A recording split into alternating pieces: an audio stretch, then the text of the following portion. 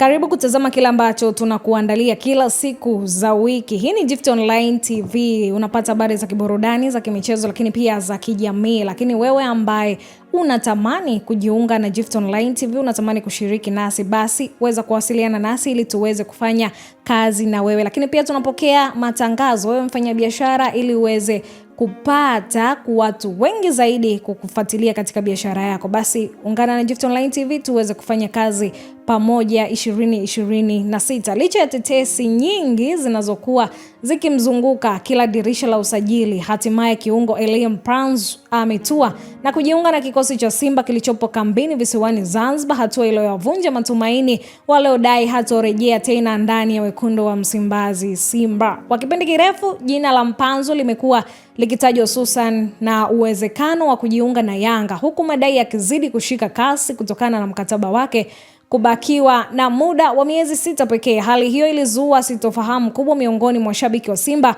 kuhusu mustakabali wa nyota huyo. Hata hivyo, kurejea kwake kambini kumeonyesha msimamo tofauti, ambapo Mpanzu ameonyesha dhamira ya kuendelea kuitumikia Simba na kupambana kwa ajili ya mafanikio ya timu hiyo katika michuano inayoendelea. Nyota huyo aliwasili Zanzibar na kuungana na moja kwa moja na kikosi, huku akionekana kuwa sehemu ya wachezaji waliokuwepo jukwaani jana usiku, ukishuhudia timu yake ikiibuka na ushindi dhidi ya Muembe Makumbi City katika Kombe la Mapinduzi. Uwepo wake kambini umeongeza morali wa wachezaji wenzake pamoja na benchi la ufundi, hasa kuzingatiwa uzoefu wa mchango wake mkubwa katika kikosi cha wekundu wa Msimbazi. Mpanzu anatarajiwa kuwa sehemu ya kikosi kinachoshushwa dimbani katika mchezo ujao wa michuano hiyo dhidi ya Fufuni FC unaotarajiwa kuchezwa siku ya leo, siku ya Jumatatu, kwenye uwanja wa New Aman Complex huko Zanzibar.